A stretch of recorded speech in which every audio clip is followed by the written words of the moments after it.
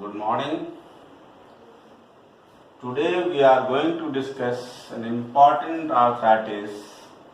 This is called psoriatic arthritis. Psoriatic arthritis is nothing is a part of spondyloarthrosis.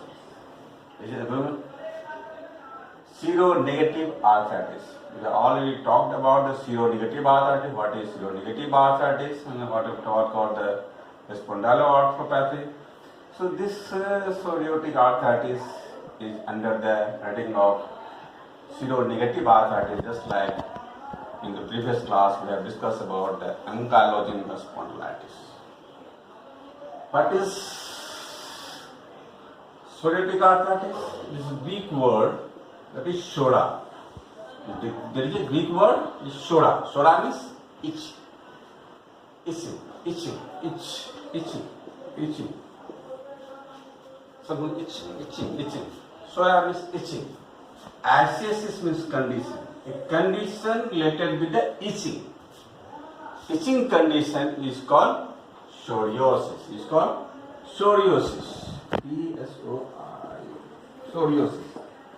This is psoriasis. If arthritis is associated with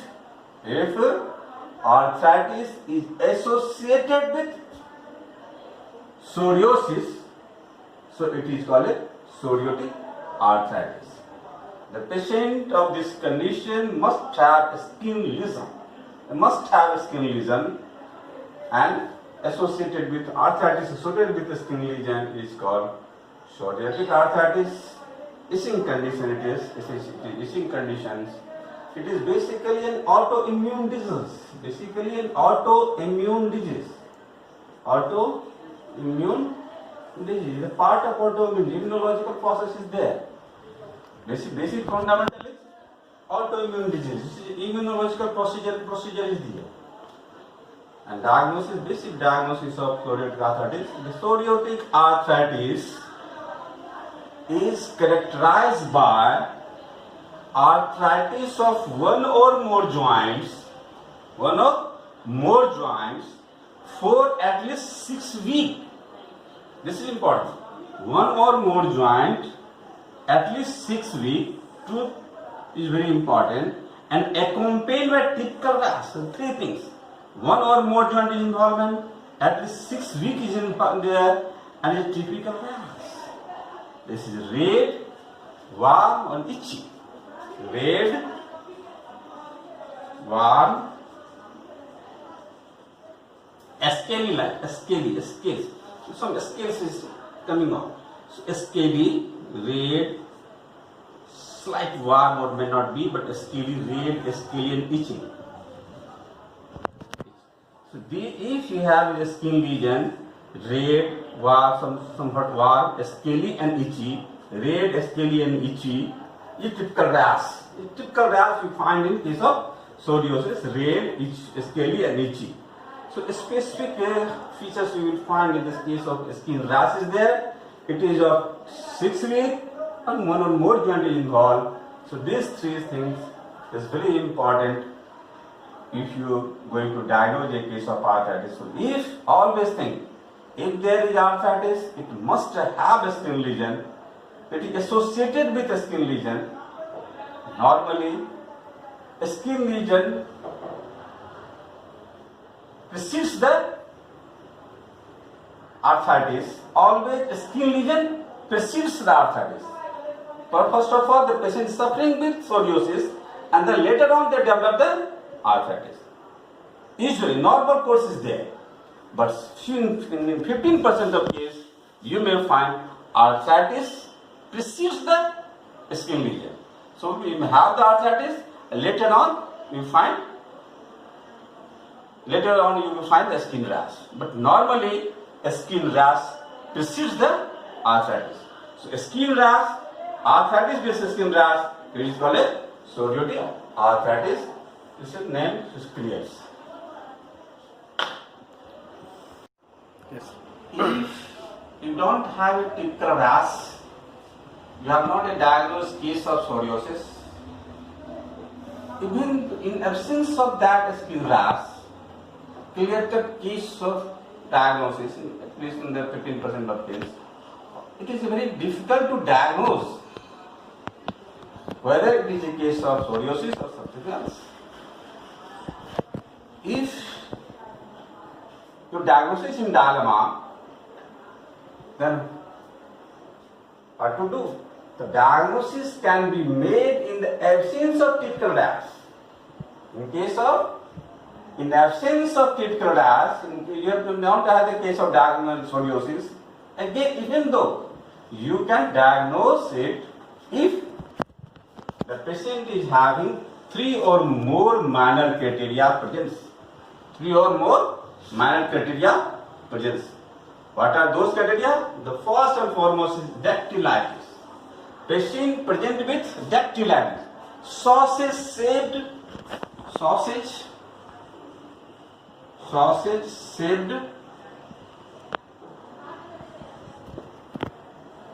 finger or toes. Sausage-shaped finger or toes. That is, toes is like sausage.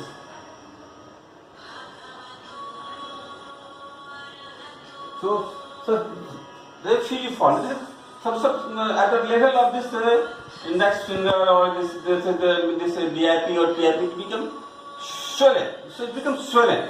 At the level of DIP or PIP, it becomes swollen. It should always involve DIP, PIP, MP and wrist. These are the joints more commonly involved, or especially DIP is very useful tips. DIP is involved. If the patient comes to you or DIP is involved, you must suspect it might be a case of psoriasis. If DIP, it might be due to some typical osteoarthritis you may have this figure. But if you have involvement of DIP joints involvement, you must think this might be a case of psoriasis. So always. So DIP is very important joint. DIP is very important. So sausage-shaped finger and toes is called dactylitis. The first and foremost, if you see the dactylitis in the finger and hand, you must suspect it might be a case of psoriasis. Especially if DIP joint is involved, again you must be think, yes, DIP joint involved. It might be a case of psoriasis. So dactylitis is very important criteria. And second most also is very important, nail pitting or ankylosis. If a DIP joint is involved, with arthritis is involving the DIP joints or PIP joint, especially DIP joints, and it presents with changes in the nail. The arthritis associated with the changes in the nail is more or less, it is a first diagnosis, a spot diagnosis, you can say. A spot diagnosis is psoriasis. What are the changes in the nail? So normally there is a pitting of the nail. This is a pitting of the nail. Somehow it is a thickening of the nail, and it's very important. Onycholysis. This nail bed detached from the bed. This nail is detached from the bed. This is called ankylolysis. So it may be case of nail pitting, ankylolysis, or thickening of the nail.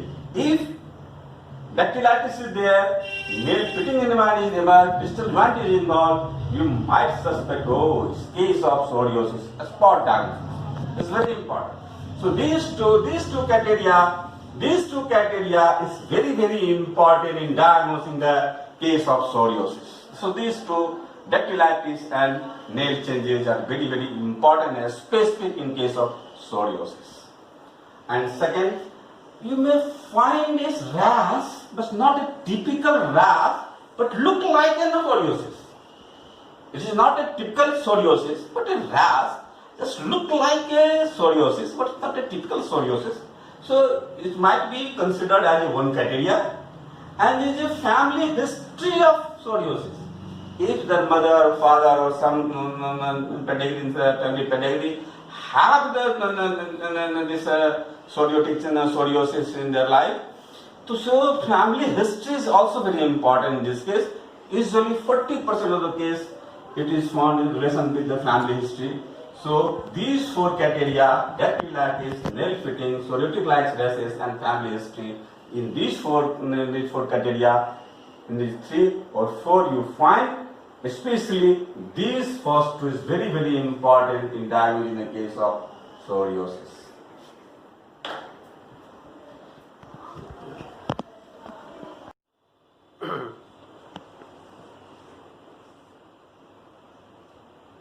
Usual age of presentation is 3 to 4 decades. The patient usually come to you is of 3 to 4 decade of life. Normally, the age group is this involved. The other group age group is involved, but most common 3 to 4 decade. Almost 95% of the patient have asymmetrical peripheral joint involvement. 95% is asymmetrical peripheral joints involvement is there.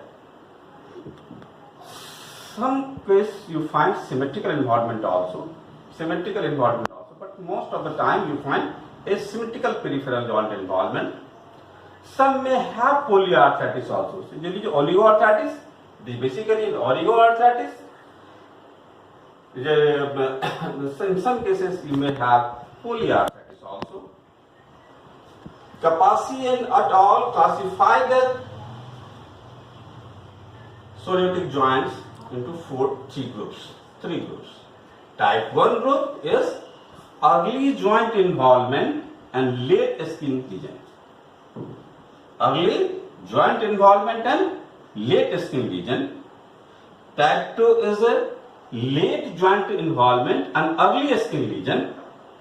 And type 3 is a simultaneous involvement of skin and joints. So these 3 groups, the type 1, joint involved first, skin last, skin next. Type 2, joint get involved later on, primarily the skin involved, and skin first and joint last. And type 3 is both are involved simultaneously, joint and skin both are involved simultaneously. So this is the finding of Kapasi. They have classified this psoriatic arthritis into 3 groups. What is the basic prediction about this classification? The value of this classification is if you find early joint involvement and late skin changes in like type 1, it is a mild in nature. It's a mild symptoms there. But skin first and late joint, type 2 is more severe. Type 1 is less severe, mild in nature, but type 2 is more severe. And type 3 is unpredictable in nature. Unpredictable with the simultaneous skin and joint both are involved simultaneously. It may be mild, it may be more severe. It is unpredictable in nature. Type 3 unpredictable nature, type 2 is more severe, and type 1 is mild in nature. So this is very important finding of the Kapasi and et al. That they classified like this in 3 groups.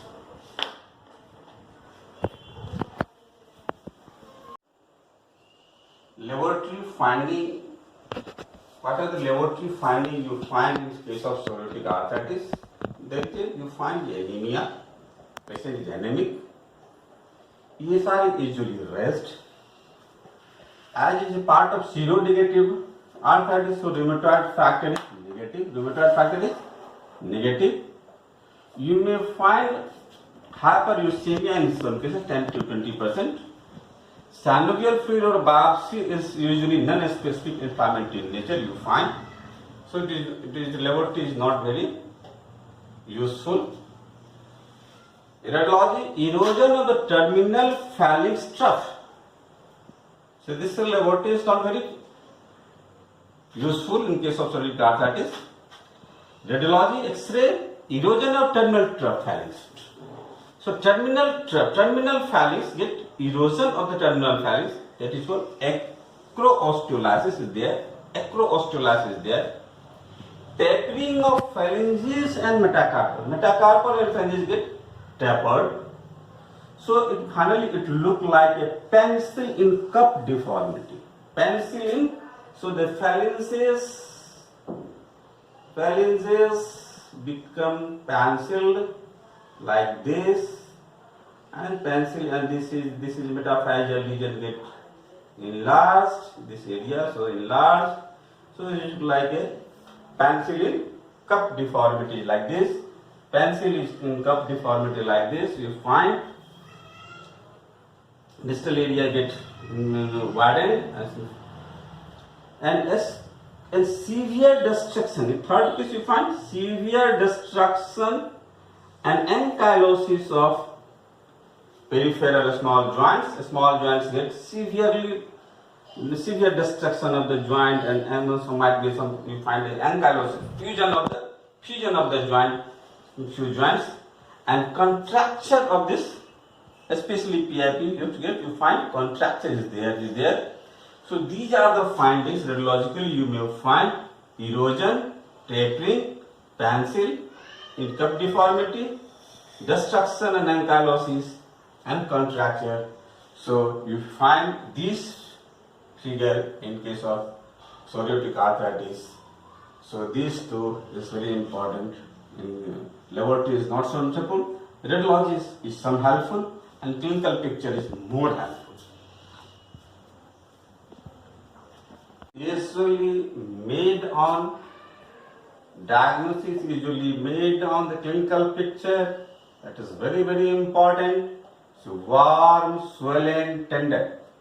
Warm, swollen, tender peripheral joint, especially BIP and PIP.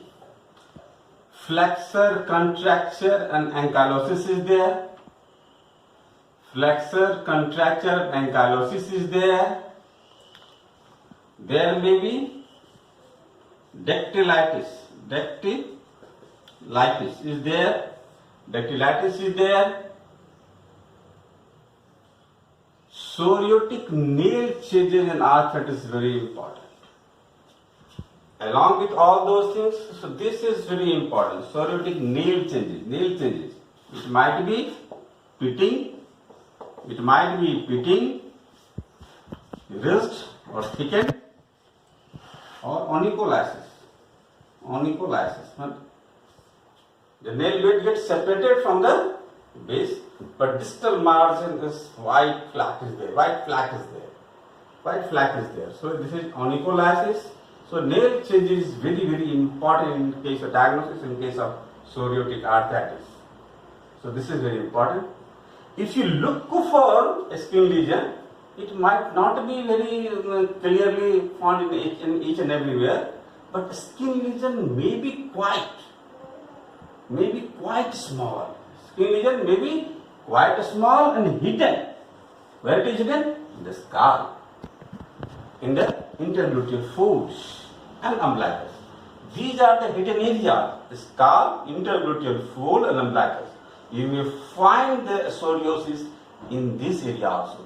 So if you are going to diagnose a case of psoriasis, must look this hidden area also. If you look for this hidden area, you may find the psoriasis in this area also. So again, it will help in your diagnosis. So these things are very, very important. It's this clinical picture. Not your radiology or your laboratory is useful for diagnosing case of psoriasis, but this clinical picture, this clinical finding is very, very important in diagnosing case of psoriatic arthritis. So always look for these changes to diagnose the case of psoriatic arthritis.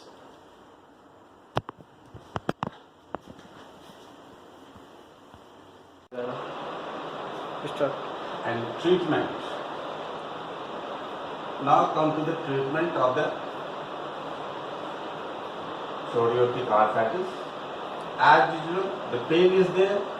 So first of all, you give NSAID. Any NSAID you can use. NSAID is the first line of treatment to reduce the pain or relieve the pain. So NSAID is the first drug. Second, you give intra-articular cortisone like other inflammatory arthritis. So you give intra-articular corticosteroid. As in other immunological disorder, you can use gold. You can use immunosuppressive therapy like methotrexate is very useful in this case. Also, and fifth is biological. You can use biological diseases like tumor necrosis factor, tumor necrosis alpha factor inhibitors. So inhibitors you can use like infliximab, etanercept. So these are the newer drugs, but this is costly drug.